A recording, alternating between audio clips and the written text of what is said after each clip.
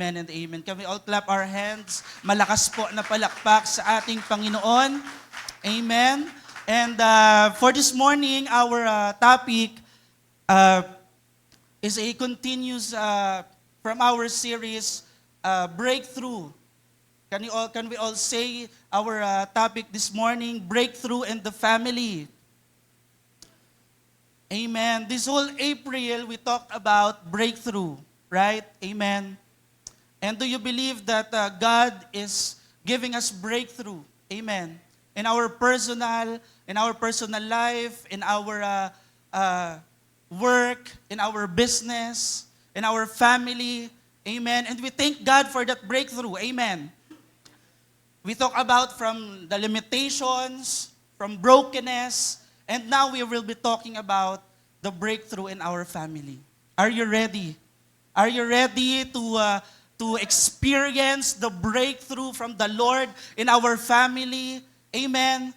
Are you excited this morning? And last week, we defined the meaning of breakthrough. When we say breakthrough, it means to save or to deliver, to heal. Amen.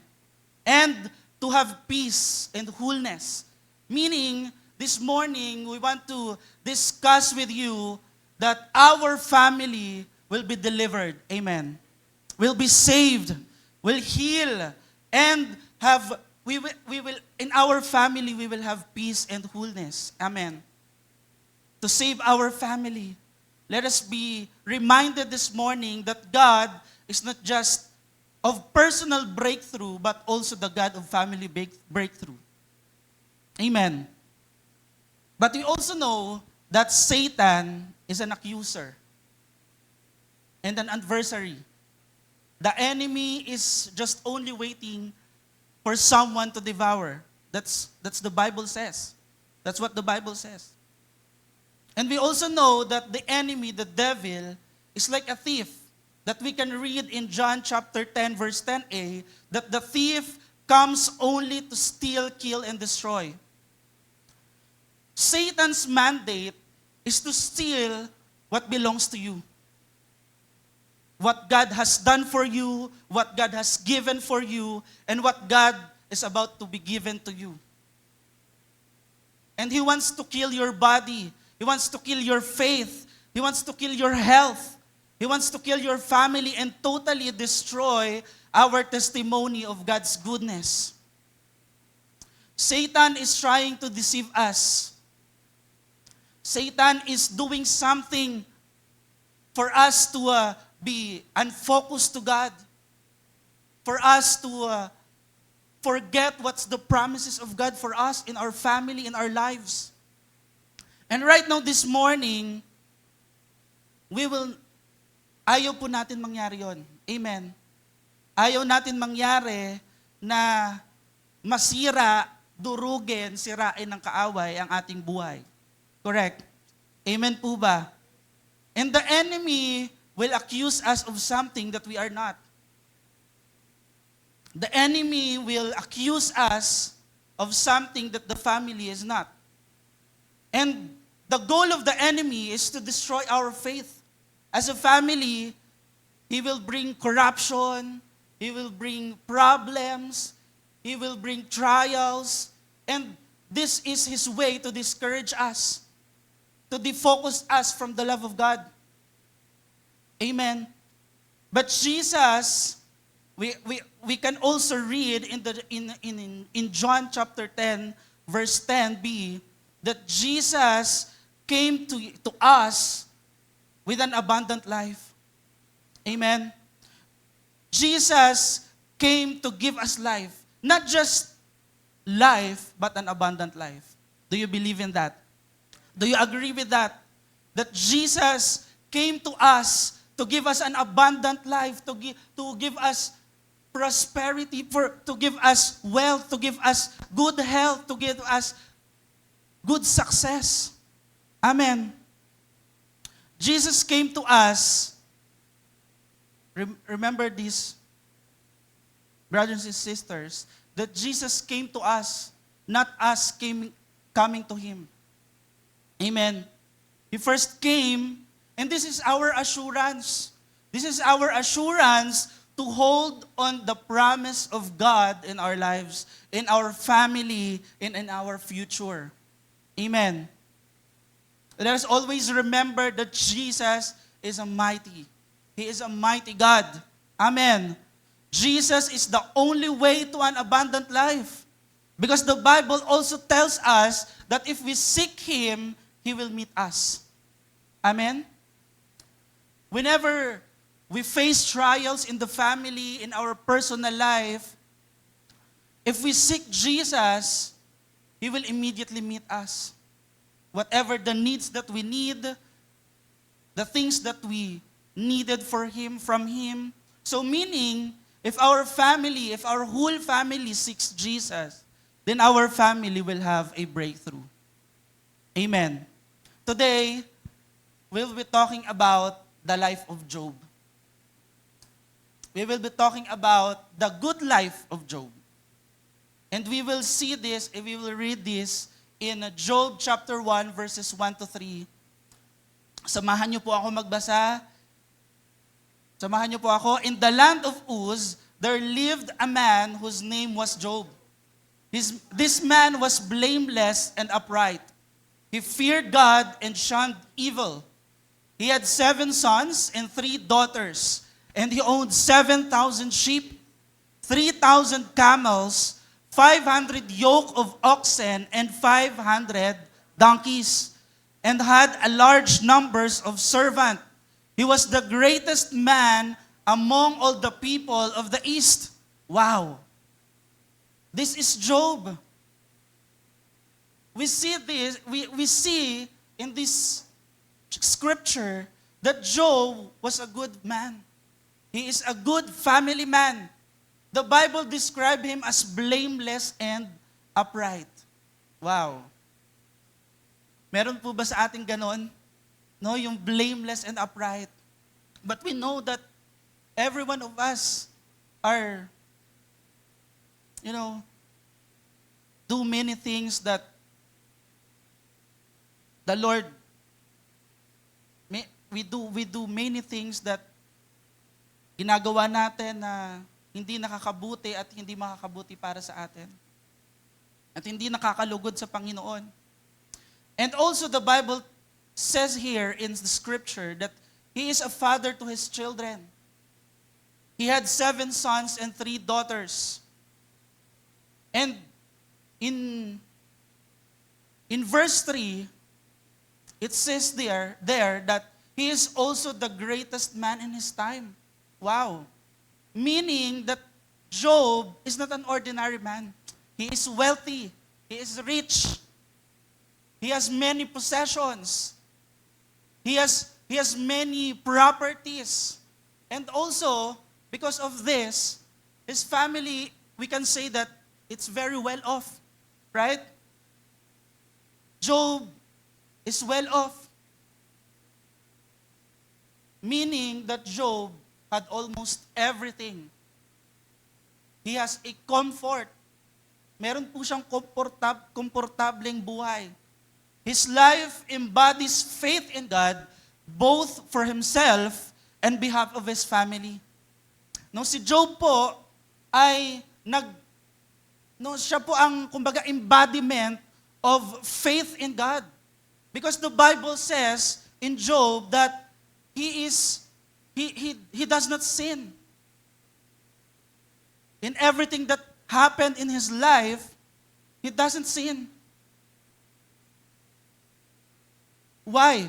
Because in the next verses, in chapter 1, verse 4 to 5, his son used to hold feasts in their homes and their birthdays, and on their birthdays. And they would invite their 3 sisters to eat and drink with them. When a period of feasting and ran its course, Job would make arrangement for them to be purified. Early in the morning, he would sacrifice a burnt offering for each of them, thinking, perhaps my children have sinned and cursed God in their hearts. This was Job's regular custom. Every time po na ang mga anak ni Job ay nag-held ng feast, no? After that, no, he would offer a burnt offering, no? Na kasi iniisip po niya na baka yung mga anak niya ay nagkaroon ng kasalanan sa Panginoon. And that is their way for them to be forgiven. He is using his best cattle, his best livestock to offer as a burnt offering to God. And we can see that really Job has a comfortable life. Sino po dito sa atin ang magsasabi na meron tayong komportableng buhay? Amen. No, dahil meron tayong Diyos. We have God that provides everything that we need. That provides everything that we pray for Him. And that is the good life of Job. That is the good life of Job. Now, let's see that Job also encountered trouble in his life. Now we will talk about the troubled life of Job. Because his life was not full comfort. There comes the time that the enemy came to his life and tested him, tested his family. And there are 3 things that I want to share with you. What are the troubled life of Job? Number 1, there's an human intervention. In Job chapter 1, verse 13 to 18, it says here that one day when Job's sons and daughters were feasting and drinking wine at the old brother's house, a messenger came to Job and said, "The oxen were plowing and the donkeys were grazing nearby, and the Sabaeans attacked and made off with them. They put the servants to the sword, and I am the only one who has escaped to tell you." Meaning that when the Sabaeans came to his property, they snatched everything from Job. And in verse 17, it says there, while he was still speaking, there comes another messenger came and said, "The Chaldeans formed 3 raiding parties and swept down on your camels and made off with them. They put the servants to the sword, and I am the only one who escaped to tell you." Ibig sabihin po, itong mga Sabaeans and Chaldeans, ginamit ng kaaway para po patayin yung mga servants ni Job. Inubos po lahat. And itong mga bumalik na lang kay Job, ito na lang po yung natira. And sometimes the same with us, many people will harm us. Right? We will talk badly about our family. We will talk badly about us. I told you earlier in my introduction that the enemy came to steal, kill, and destroy. Correct? In John 10:10a. And sometimes, he will use people to do that. The enemy also uses people to distract us, to destroy us, to steal something from us, and to kill us. To make us stumble and fall. Because the enemy will pull us away from the Lord. For us to forget God. The enemy will do everything to snatch from us from the will of God. From our Father. From the covering of our Lord. And in the story of Job, other people caused the trouble, which was the Sabaeans and the Chaldeans. These people, ito pong mga tao pong ito ay famous sa pagkokontrol ng trades. Ibig sabihin, nung time po ni Job, kasi po si Job ay nakatira siya sa Arabian. No? Nung time po na yon, sikat po itong Sabaeans and Chaldeans na nagkokontrol ng trades. Ibig sabihin, ito pong mga taong itong mga mayayaman. They are rich. They are wealthy people. And famous in controlling trades. And this time, they don't only control the trades in the area, in the Arabian area, they also stole the property, the possession, and killed the servants of Job. Imagine, si Job po, ginawa niya lahat. He did everything he could. No, simula po nung umpisa, no, inayos na yung family niya. He did everything to have those things. Maybe he invested money, he invested time, strength, and an idea. And ganun din po tayo minsan po, no? Sa buhay natin, many of us also encountered this kind of trouble. And in the end, everything was snatched from us. Did we encounter this kind of happenings or troubles or situation in our family? You labored to acquire your property, to let your family experience a life of comfort, but then the enemy steals it and destroys it. And many of us experience that. Remember also the story of Abraham and Lot. They have this conflict of livestock. Correct? That is why they parted. Naghiwalay po sila ng landas. They parted their ways because their property were growing bigger. And because of that, nagkakaroon po sila ng conflict, ng away. And they can't live together in one place. No? And marami pong ganyang mga tao minsan sa buhay natin, no, na hindi po talaga gusto ng Lord na manirahan na kasama natin. No? And yun po yung naging buhay ni Job. Nagkaroon ng human intervention in his life. That is why he experienced trouble. He experienced destruction. He experienced chaos in his family. Pangalawa po, secondly, the natural calamity or disaster. We know of these things. Alam po natin to. That natural calamity and disaster ay hindi po talaga natin naiiwasan yan. Somehow, other disaster can be avoided. No? Katulad po ng sunog. Yung sunog po, the fire. The fire can be avoided.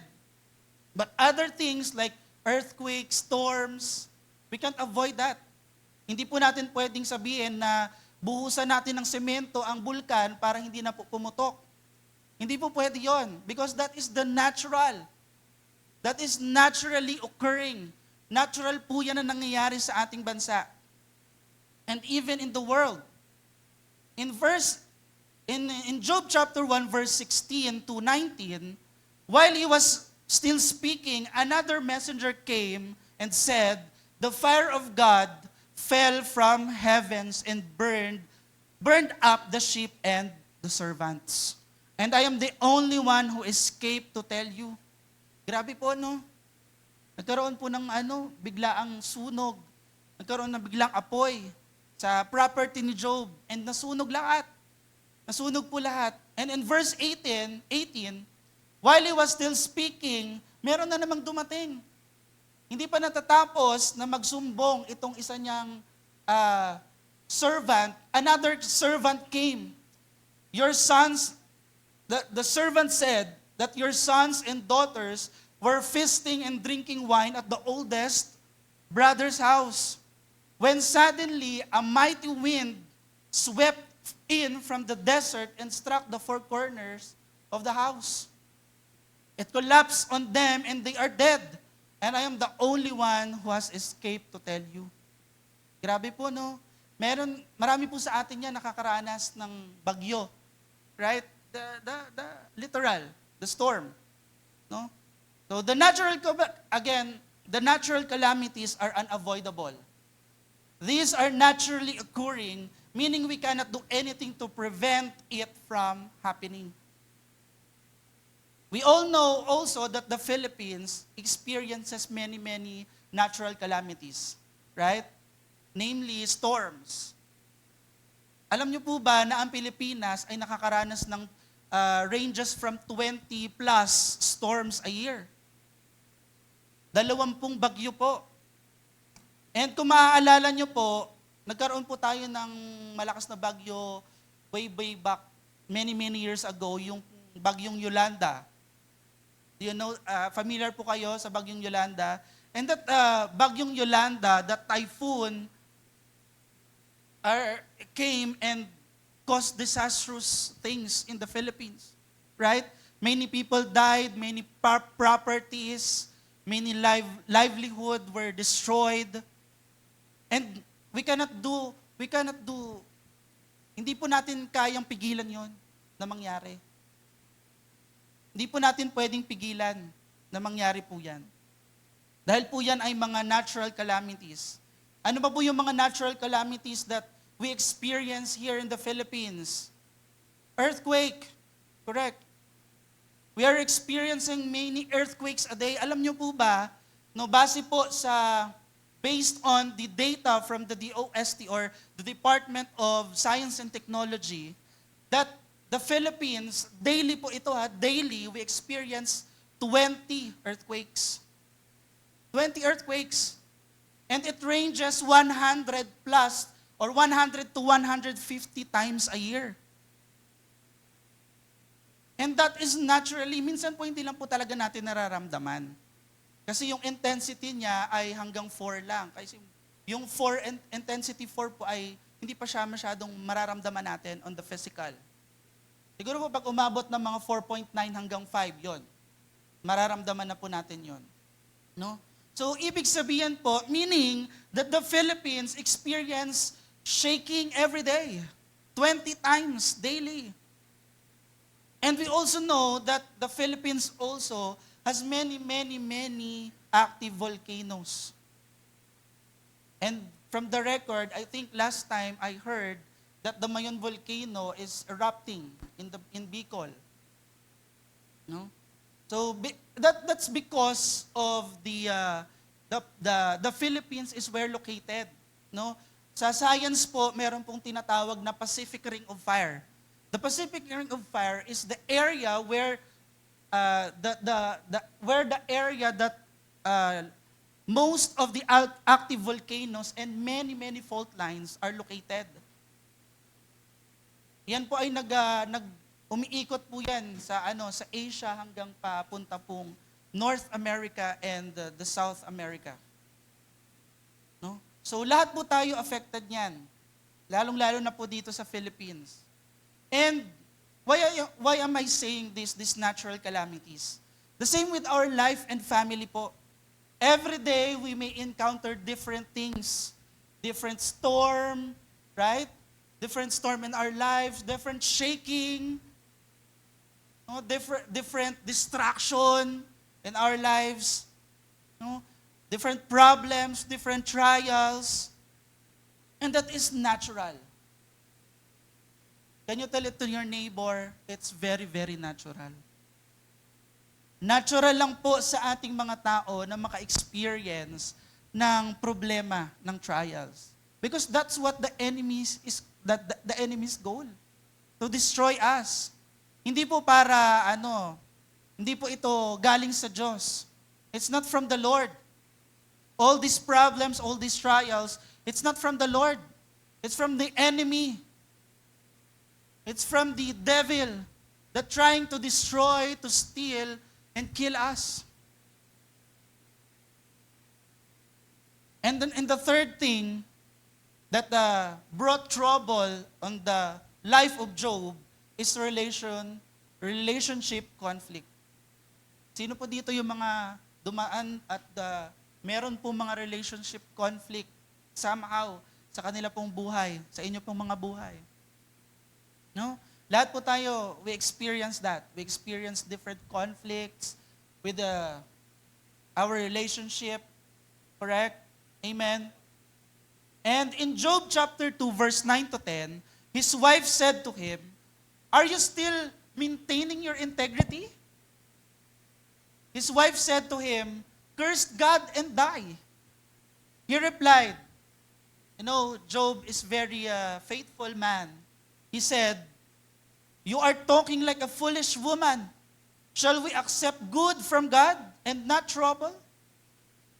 And all this, remember this, Job did not sin in what he said. He did not sin. Hindi po siya nagkasala. Kahit na po ay siya ay kinukurse na ng kanyang asawa. No? Minamak na siya ng kanyang asawa. And even his wife mocking God. No, sometimes, even the members of our family can cause trouble. So sa family po natin, correct? Tama po ba ako? Look at what happened to Job. His own wife was forcing him to curse God. Grabe po, no? To deny his faith in God. Discouraging him from leaning and trusting the Lord. Telling him to die instead of believing God. But Job, we see, that had a very, very strong faith in God. And all of this mockery from his wife, still he wasn't swayed. He still trusted God and did not sin. Meron po ba tayong mga somehow family na nag-cause sa atin ng trouble? Yung tipong everything that happened to your family, they always blame God, right? Nagagalit agad kay Lord kapag may nangyayari sa family. No, sinisisi agad ang Diyos. At because they think that si Lord ang nagbigay ng problema. Pero ang totoo po, hindi po talaga si Lord. No? Nakala ng minsan ng pamilya natin, member of our family, na pinaparusahan po tayo ng Diyos. But no, remember what happened to Job. It's not from the Lord. Amen? And we also remember the first family in the Bible, the family of Adam and Eve. In Genesis chapter 3 to 4, when Cain killed his brother. This is one also of example of relationship conflict. It was all because of jealousy. Nagkaroon po ng selos. No, this causes the family to be dysfunctional. Many families were destroyed nowadays because of some members or kahit hindi po ngayong panahon, before pa, meron na po talaga nangyayaring ganito. Sometimes, yung malapit pang relative sa atin. Minsan, yung uncles natin or aunties, mga kapatid, magulang, no? In-laws, sino po dito yung nakaka-experience niyan? Nakaka-relate na nagkakaroon ng conflict sa in-laws, sa husband or wives, no? Yung mga toxic traits lumalabas, especially ito po, very very uso po ito sa Philippines, yung reunions. Yan, sino po dito yung nag-held ng reunion sa family? Yan, meron po ba? No? During yung reunions, minsan po nagkakaroon ng pagalingan, pagandahan, no payamanan, no, and nagiging conflict po siya sa family. Correct? Tama po? No? This is why many people nowadays, no, ngayong generation na to, hindi na masyadong nagkakaroon ng reunion. Yung mga traditional reunion because of these conflicts. Natatakot na yung mga tao, lalo na po ngayon yung mga kabataan, yung mga Gen Z, or yung mga millennials, yung mga nasa 30s na. No? Lagi na lang po, pag dumadating sa reunion, tinatanong, kailan ka mag-aasawa? Ganon, no? Kapag nag-asawa na, wala pang anak, kailan ka mag-aanak? Ganon. No? Uy, tumataba ka, mga ganon. Kaya ayaw po ng mga, ngayon, new generations, ng ganong reunions, kasi they are offended. No? They are afraid to be dragged down by their own relatives. No, isipin po natin, no, sarili mong magulang or sarili mong tito-tita, sarili mong kamag-anak, ita-downgrade ka. No, because wala kang narating sa buhay, wala ka pang nararating sa buhay. No, kaya marami po ayaw nang pumunta sa reunion. No, kasi ayaw nila na sila ay ma-look down on, mabully, and worst, ma-mock sila. They were mocked. No? Another story in the Bible na nagkaroon ng jealousy din, yung story po ni Abraham and Sarah. No, dahil po si Sarah ay naging impatient in waiting for her to bear a child para po siya ay mabuntis. No? Because of that, hinayaan po niya yung maidservant nila na to sleep with Abraham, and that is Hagar, their maidservant. No, hinayaan po ni Sarah na sumiping sa kanyang asawa, and it caused jealousy and intense conflict. And dumating po sa point na si Hagar po ay na-expelled sa household ni Abraham. Pinaalis na po siya because of jealousy. And many things are like that nowadays sa family po natin. No? Na because of the conflict in the family, no, marami pong nagkakaroon ng broken family, nasisira ang pamilya. And ayaw po natin mangyari yon. Because hindi po yan yung pinaka-design ni Lord sa family natin. Ayaw ni Lord ng distraction, ng chaos sa family. Amen. Meron po ba sa atin ang gusto ng ganon? Na lagi nalang nag-aaway sa family? No. We don't want that. And the design of God, of our family, is not like that. Ayaw po niya ng chaos. Now, nakita po natin na nagkaroon ng troubled life si Job. Now let's discover kung paano po naging, or how Job remains to be free from sin. Paano po niya napigilan ang sarili niya na magkasala? Who is he? Sino ba yung hino-hold on ni Job para hindi siya magkasala? And walang iba po yung kundi si Lord. Amen. Pwede niyo po bang sabihin sa katabi mo, panatili ka lang nakahawak sa Panginoon. Hold on to God. Amen. And that is what Job did when troubles came to his life. Many things that happened in his life, and I want to share you the 3 things that describe God of Job. Sino po ba ang Diyos na sinamba ni Job? Sino po ba yung Diyos na si Job ay nag-cling on to? No? Hindi po siya humiwalay, hindi po niya hinayaan na magkasala siya. And let's discover that, the God of Job. 2 bagay lang po ito. 2 things. The God of Job. 3 things pala po. 3 things. O ba? Yan, 3 things. Number 1, God is sovereign. He is in control of everything. Ang Diyos po natin ay siya po yung all-powerful, almighty sa buhay po natin. Amen. Do you believe in that po? Do you agree with that? That God is sovereign? Sabi po ng Psalms 24 verse 1, the earth and everything in it belong to the Lord. The world and all its people belong to Him. Meaning, everything that is happening in us is not hidden from God. Satan himself asked God before he tested Job. Bago po niya tinest si Job, bago po niya binigyan si Job or tinanggal sa kanya, tinanggal kay Job lahat, bago ginawa ni Satan po yun, no? Sabi ni Lord, spare his life. Wag mo siyang do not lay your finger on him. Sabi ni Lord. Before the enemy killed or stole everything from Job, the Lord has still control over everything.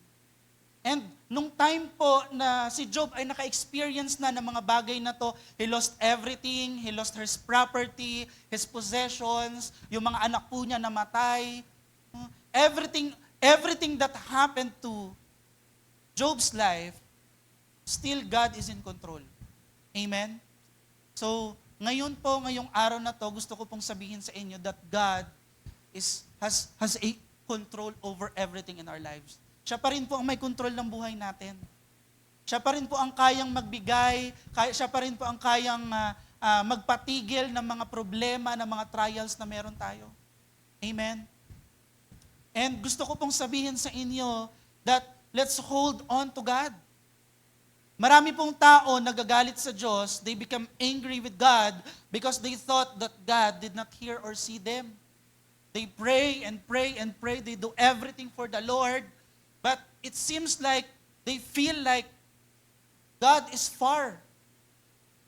And many people experience that. Yung tipong dumating ka na sa lowest part ng buhay mo, lowest point, deepest point ng buhay mo, yet you feel like He is not around. It's not because He is really not around. but because God is doing something behind. Amen? Meron pong ginagawa si Lord behind, hindi lang po natin nakikita. Because, kaya po hindi natin nakikita, kasi nakafocus tayo sa problem. We are focused on the trials, we are focused on the testings, and we are not focused on God. Na alam naman po natin that God can do miracle, na si Lord po kaya niya tayong akunin sa pinakamalalim, even the deepest, the hardest, the lowest point of our lives, God can pull us out. Right? Amen? And He is not far. Minsan po tayo lang talaga yung lumalayo sa Diyos. Tayo po yung umaalis sa presensya niya. Okay? Baka po, ito po tayo yung nararanasan ni Job. Baka po ito po tayo, you experience family trouble, conflicts, or chaos. You prayed to God, you cried out everything to God, you kneeled before God, you shouted His name to the point that you feel like God is not listening, you blame God for why it happened in your life. And you question God, you question His existence, and do everything to fix things. No, minsan po tayo, no, gawa tayo ng mga bagay na akala natin yun yung magiging solusyon. Pero hinaantay pala tayo ni Lord na magtiwala sa Kanya, to lean on Him, to trust Him, that He can do everything. No, that na kaya po niyang ayusin ang problema na meron tayo sa family. Amen po ba? No, kung kayo po ngayon ay nakaka-experience ng family conflict, no, hayaan niyo po si Lord ang mag-intervene. Amen? Brothers and sisters, it is clearly says in the Bible that God is still in control. He is the supreme power. Ang kailangan lang po natin gawin is to what? To trust Him, to have faith in Him, and to surrender it to Him. Amen. In Isaiah 66 verse 1, it says there that this is what the Lord says, heaven is my throne and earth is my footstool. God is watching over us. Amen. Nakikita po ni Lord lahat ng nangyayari sa buhay natin. And He rules and has authority over the heavens and the earth. Meaning, in all creation, He has control. Meron pong control si Lord in every nation and every natural calamities that we encounter here in the Philippines, in every individual na nai-encounter po natin, every trouble, every conflict, every problems, God is in control. Because God is sovereign, He also set boundaries. Number 1, God is sovereign. Amen. And number 2, God sets the boundaries for our troubles. In Job chapter 9 verse 12, let's read together. Job feared God for nothing. Satan replied, Have you not put a hedge around him and his household and everything he has? You have blessed the work of his hands, so that his flocks and herds are spread throughout the land. But now stretch out your hand and strike everything he has, and he will surely curse you to your face. Yun po yung sabi ni Satan kay Lord. At ito po ang reply ni Lord kay Satan. Very well, then. Everything he has is in your power, but on the man himself, do not lay a finger. Do not touch my man. Do not touch my servant, sabi ni Lord. When God asked Satan in verse 8, have you considered my servant? Sabi kasi ni nakita kasi ni Lord na si Satan, kung saan pumupunta. Nakita niya, kung saan ka ba galing, saan ka ba papunta, sabi ni Lord kay Satan. Sabi ni Satan, nandito ako para para pumunta sa mga tao and everything in creation. And sabi ni Lord, kasi talagang naniniwala si Lord na si Job po ay hindi magkakasala. He will not sin against God. And sabi ni Lord, have you considered my servant? Ganon siya katiwala kay Job. And I encourage you, brothers and sisters, that let's have this kind of life, yung tipong sasabihin ni Lord na, sige, nagtitiwala ako dyan, kayang-kaya niya yung problemang hinaharap niya ngayon. And this is what Satan says in verse 9 and 11, yung binasa po natin. Satan asked God first, really, Job did not sin against you, sabi ni Satan. Hindi ba talaga nagkasala si Job? Maybe you are protecting him. You are covering his family. That is why Job did not sin against you. That is, maybe you cover everything in his life. Meron kang ginagawa para hindi siya magkasala. And ganun na ganun po ang trabaho ni Satan, is to destroy us. Sometimes Satan will deceive and confuse us using what is happening or using our status, our situation in the family. But the Lord already put a boundary in the life of Job. The Lord says, do not lay a finger on this man, on my servant. Never, do not, wag mong tangkain, kasi ako na ang makakalaban mo, sabi ni Lord. Amen. And ganun din po si Lord sa buhay natin. No? Si Lord na ang bahala. No? Alam niyo po, trials, conflicts can happen in our lives, but only God, si Lord, kay Lord lang po tayo magtiwala. Because He already set a boundary for us. Amen. For us not to be touched by the enemy. It's like giving everything to God. Bigay po natin ang lahat kay Lord. Having surrendered to God, trust God. No? Pero alam niyo po, the enemy will still attack us. Will still do everything and question our worth in the eyes of God. But we can see here in this verse that God holds and put boundary in our troubles. Imagine God told Satan, you can do whatever you want in this man, but do not lay a finger on him. Do not kill my servant, sabi ni Lord. Ito yung gustong sabihin ni Lord, do not ever kill my servant. This is God saying sa atin pong buhay that your life is on God. Si Lord ang may hawak. Ito po yung way ni Lord in saying that your family is on me. I'll take care of you. I'll take care of your family. Leave everything for me. Leave everything to me. And I've got you covered, sabi ni Lord. I've got you covered. Ano man yung nangyayari sa buhay mo. God limits the intensity and duration of the suffering that comes upon His people. The Lord wants us to trust Him in our lives, with our lives, giving God our present, our future life. Even in our family, it is very clear, brothers and sisters, what the Bible tells us, that He wants a bright future and success for us. Amen? The Lord only wants a good success, a breakthrough for us, a bright future for us. Not conflict, not chaos. The Lord is saying He is not done yet with you. Amen. He will do great things more. Meron pa pong gagawin si Lord na malalaking bagay sa pamilya mo. He will open doors for you that will not be opened nung si Lord lang ang kayang magbukas. He will shower you with His blessings. Breakthrough is near, mga kapatid. Nalalapit na po yung breakthrough ng family natin. Amen. And our breakthrough is coming near. And our breakthrough is found only in God. Hindi po natin siya matatagpuan sa mga bagay dito sa mundo. Wag po tayong mainip. Do not be impatient with all without the Lord.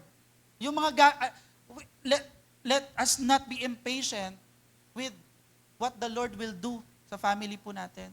Let us all stay connected, stay focused, and stay in His presence. And, these boundaries, or sometimes, these boundaries help us to grow in endurance and character. Dahil po pinahintulutan ni Lord yung nangyari kay Job, He let everything happen because He wants to see kung sino ba talaga si Job. Kaya ba talaga ni Job na manatiling tapat sa Diyos, to endure everything, makita yung good character ni Job. And That's also God wants us for us. God wants for us. Na tayo po maluto, mahinog, para po talagang we endure everything and there comes a good character that will sprout. Amen. And number 3, God holds the span of our lives. Amen. He holds everything. He holds our lives. Job chapter 2 verse 4 to 6, skin for skin, Satan replied. A man will give all he has for his own life. But now stretch out your hand and strike his flesh and bones, and he will surely curse you to your face. The Lord said to Satan, very well then, he is in your hands, but you must spare his life. Ito po yung time na si Job po ay naka-experience na ng sakit. Binigyan na po siya ng sakit ng kaaway, ng enemy. Still, the Lord has the final say in our lives. He holds how long we live in this life. Kung gaano tayo kahaba mabubuhay sa mundo. Si Job po still holds on to God even though he doesn't know if he will live longer or when his last breath will be. Job knows everything. Job knows well God, that the Lord holds his life. In Job chapter 14, he said that the Lord knows his days, the number of months he will live, and the end of his life. He knows that he cannot escape it. Alam niyo po, lahat tayo dadaan at mag-end ang life natin in this world. Our life will end. And si Lord lang ang nakakaalam po. Even the enemy ay hindi po niya kayang gawin yon. But still, si Job po focused on God. Kahit na hindi niya alam kung ano ang mangyayari, hindi niya alam kung ano magiging future niya, mamamatay na ba siya because of his disease. Yet still, Job focused on God. And that is what we want, or that is what I want to share to you, brothers and sisters, that we more focused on God. Let's focus on God. We know and understand that God holds our lives. And sana po yun po yung magbigay sa atin ng comfort to go on, to continue to fight our battle, to fight a good fight of faith. Amen. And assuring us that we are in good hands. Amen. We are in good hands, mga kapatid. It is our encouragement to focus more on God's purpose in our lives, not kung hindi po yung mga nangyayari sa atin na mga hindi magaganda. Ang gusto po ni Lord sa atin is to focus on His purpose sa buhay po natin. Sa atin pong family, let's pursue God. Let's pursue godly living, godly things. Pursue righteousness. Let's pursue love. Let's pursue faith, endurance, and faithfulness. Not pursuing something in this world, not pursuing things that perishes, but those eternal things. Amen. Yun pong talagang naglalast. And dito po natin nakita na yung Diyos po na sinamba ni Job is the same as the God that we serve today, that we give thanks today, that we praise today, that we worship today. Amen? Hindi po nagbago si Lord. He is still the same. And He will still be the same in the future. Hindi po siya magbabago. That is why our encouragement, my encouragement to all of us here, that kilalanin po natin ang Diyos natin. Kilalanin po natin kung sino si Lord sa buhay natin. Kung ano po niya ang kaya niyang gawin. Now, dumaan na po si Job sa maraming pagsubok, maraming conflict, no? And napatunayan na ni Lord na faithful si Job. Nakita na ni Lord na nakilala na natin kung gaano kabuti ang Diyos sa buhay ni Job. And now here comes the breakthrough on Job's family. Malapit na mo ako matapos. Mga ano na lang to, 1 oras pa. Okay lang po ba yun? No. So, ito na po, last na po ito, the breakthrough on Job's family. 2 bagay lang po yung breakthrough sa buhay ni Job. Yung 2 prinsipyo. Number 1, the foundation of Job's stewardship. In Job chapter 1, verse 20 to 22, at this, Job got up and tore his robe and shaved his head.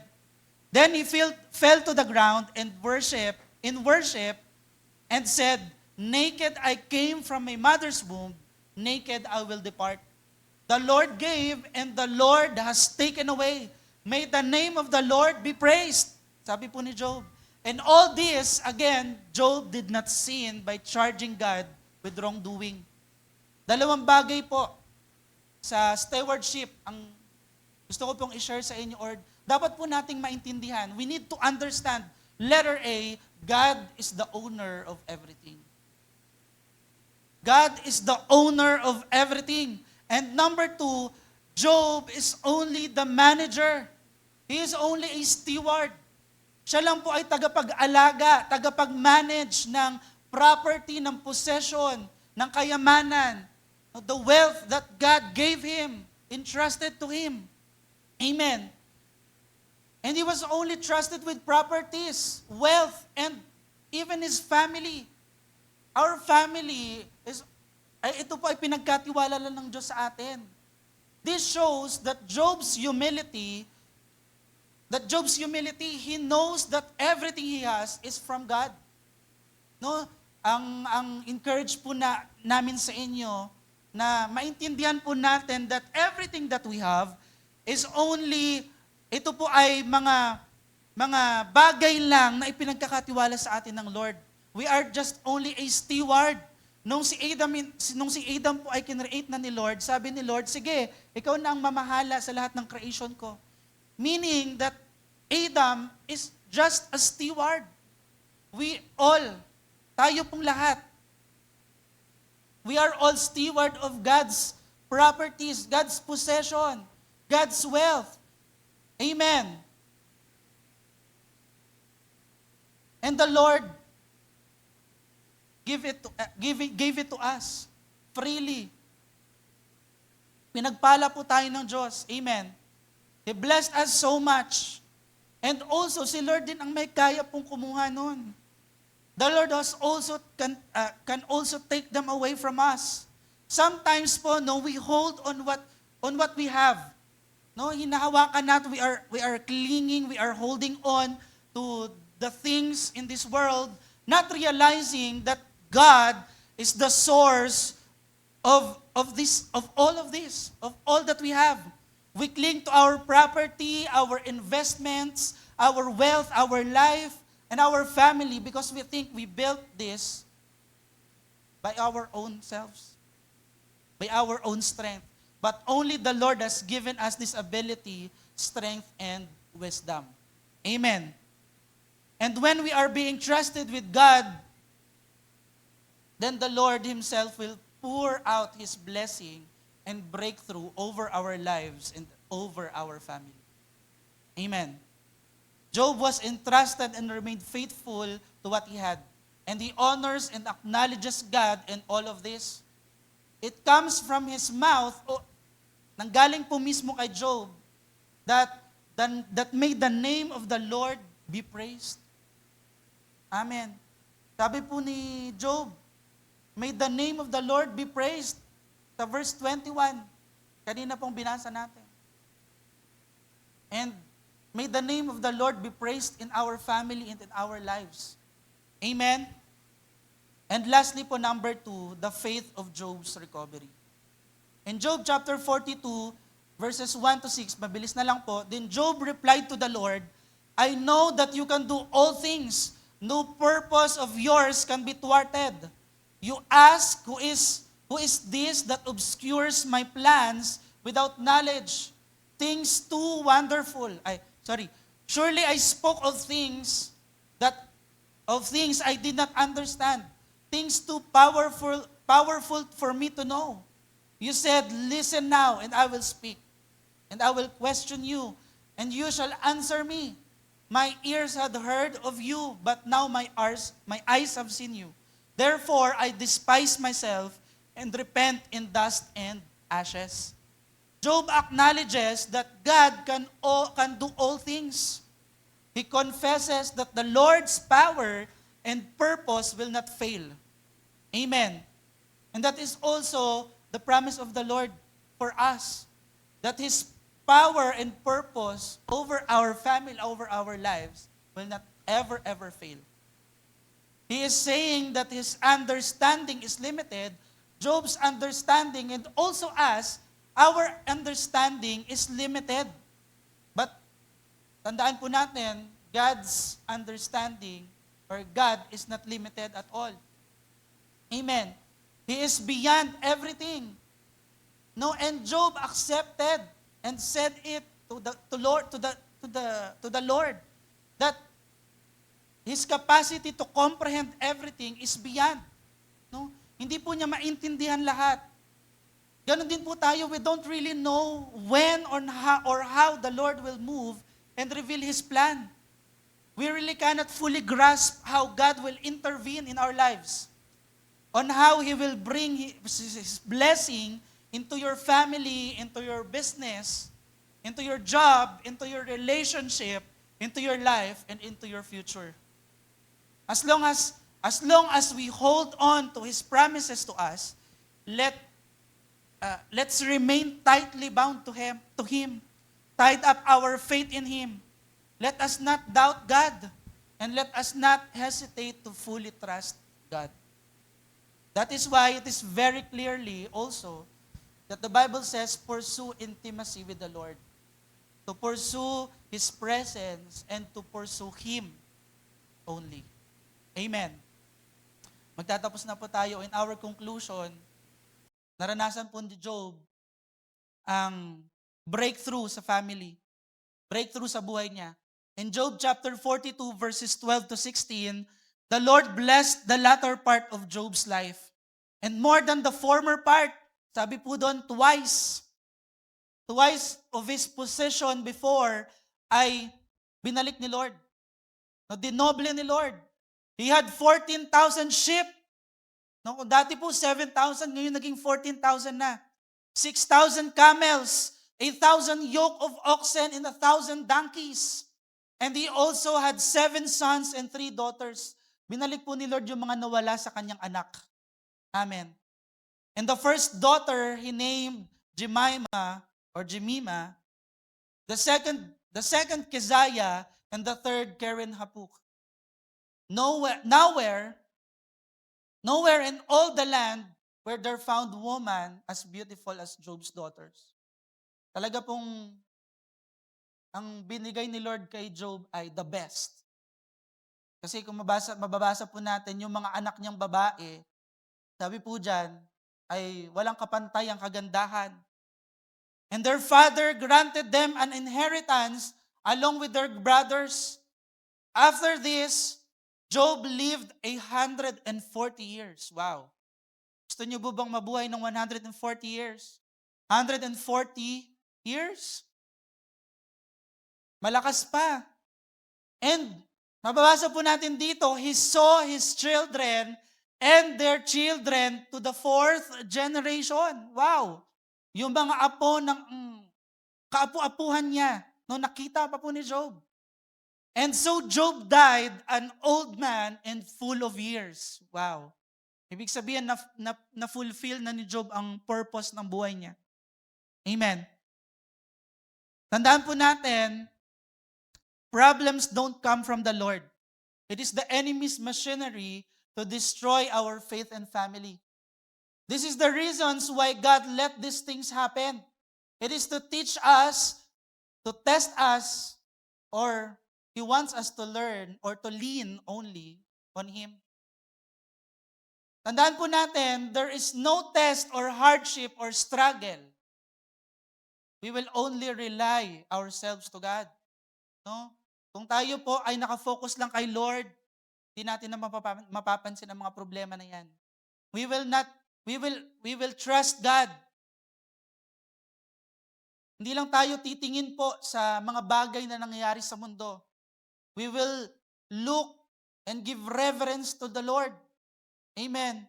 We will seek Him. And most of all, makita po natin yung goodness, power, and breakthrough of God sa buhay po natin and sa family. And si Job po, nakita niya. Job had seen and proven himself faithful. That is why the Lord recovered and blessed him more. The Lord restored his life. He healed him. He blessed him with more, with twice of his possessions. He gave him 7 sons and 3 daughters. And again, Job lived 140 years. Pwede po ba tayong tumayong lahat ngayong umagang ito? Let us all stand up. And gusto ko lang pong daanan, in Job's time, God talked to him. Nung panahon po ni Job, si Job po ay kinausap ni Lord. Tama po? And in the present times, today po, God has given us the Holy Spirit to guide and help us. God also gave us Jesus, who is our arbitrator and restorer. Amen? Jesus is our arbitrator and restorer. Meaning that our family is ready to be poured out His breakthrough. Handang-handa na po si Lord na ibuhos ang pagpapala sa pamilya natin. Ano po ang sekreto? When we let Jesus reside and put Him at the center of our family. Job shows us that even he and his family who are proven righteous can still go through breaking. How much more us? That nagkakagawa pa po tayo ng mali. Tama? And yung family ni Job, si Job po ay napatunayan niya yung righteousness. Yung pagiging tapat sa Diyos. Pero nakaranas pa rin siya ng mga pagsubok, ng conflict. He endures the breaking. Jesus shows us that no level of brokenness is beyond redemption. Wala pong mahirap, mabigat na problema sa Diyos kay Jesus. Lahat po yan kaya tayong i-redeem ni Jesus. Amen. Actually, ni-redeem na po tayo ni Lord. Ni-redeem na po tayo ni Lord. Jesus already redeemed us. He became our breakthrough. Amen. Jesus secured our breakthrough in the family through the cross. Nung siya po ay namatay, inialay niya ang buhay niya, He sacrificed Himself on the cross. There comes our breakthrough. Amen. When He said, it is finished. And as we end, brothers and sisters, if you are with your family, kung kayo po ay kasama ang family nyo, or hindi man po, let's hold hands together. Tayo po ay maghawak-hawak ng kamay. Tayo po ay manalangin. Let us all pray that Jesus be the center of our household. To Him, we will have our breakthrough in the family. Jesus can only bring it to our family, brothers and sisters. And if we put Him in our relationship at the center of our relationship, at the center of our job, our business, our homes, there comes the breakthrough. The breakthrough will come. Amen. Let us pray. Father, we thank you, Lord, for your love for us, O God. Lord, maraming salamat po sa pamilya, Lord, na binigay niyo po sa amin, pinagkatiwala niyo po sa amin. Maraming salamat, Lord, sa buhay na meron kami, sa relasyon po na nabuo namin sa aming family, Lord God. Lord, we thank you for the blessings and provision of our family, Lord God. Lord, right now, Lord, we declare an overflowing, Lord. We declare a breakthrough in our family. We declare, Lord, breakthrough inside the house, Lord God. Lord, inside our house, inside our homes, Lord, we declare your name over our family, over our lives, Lord. You said in John chapter 10, verse 10b, that you came to give us abundant life, Lord God. Dumating ka po sa buhay namin, dumating ka po sa mundong ito, Lord, to give us an abundant life. Lord, come into our family, Jesus. Lord, let our family, Lord, experience an abundant life, Lord God. Lord, every corner of our family, from the rooftop, Lord God, to the ground, Lord God, to the parents, to the family, Lord, in Jesus' name, sa mga magulang, Lord God, mga anak, Lord, to the children, to the grandchildren, and their grandchildren, Lord, we will experience the abundant life in you, Jesus. Lord, in all generation, Lord, your abundant life, Lord God, will flow, Lord Jesus, will overflow. In Jesus' name, it will flow wherever we go and whatever we do, Lord. Hallelujah. Lord, we glorify your name and we magnify your name this morning. We lift up your name higher, Jesus. Hallelujah, Lord God. Lord, we lift up your name higher in our family. We believe, Lord, our family is blessed. Mga kapatid, pasalamatan na natin si Lord. Our family is blessed. Our family is a blessing also to others. Our family is a blessing to the church. Our family is a blessing to your family, Lord, in this world, Lord Jesus. Lord, ang dalangin namin, Panginoon, Lord God, we will become a blessing to the Project Inheritance, Lord God. Lord, kami mismo, our family, Lord God. Lord, makikita mo kaming maging faithful, Lord God. Lord, sa Project Inheritance na binigay mo sa amin, Lord God. Lord, kami po ay maging bahagi, Lord God. Lord, we became part of this Project Inheritance. Our family, Lord God, Lord, lalakaran, hahakbangan ang pananampalataya for our Project Inheritance, Lord God. And even the vehicle that we are praying, Lord God. Lord, in Jesus' name, Lord, you will be a blessing. We will be a blessing, Panginoon, Lord God. Lord, maraming salamat. We know that breakthrough is coming near and near, Lord God, in our family. And Lord, naniniwala kami matagal mo nang binigay sa amin. Matagal mo nang pinagtagumpayan ang breakthrough na meron kami. Lord God, Jesus, on the cross of Calvary, Lord, we thank you, Jesus. We glorify your name. Lord, we praise your name. We worship you. Hallelujah, Lord Jesus. Lord, thank you. Maraming salamat po sa mensahe mo ngayong araw na to. Thank you, Lord. Again, Lord, we bring back all the glory and honor to you. In Jesus' mighty name we pray. Amen and amen. Let's all clap our hands to Jesus, to God. Sige po, maraming salamat po and magandang umaga po sa atin. Good morning, everyone. Amen.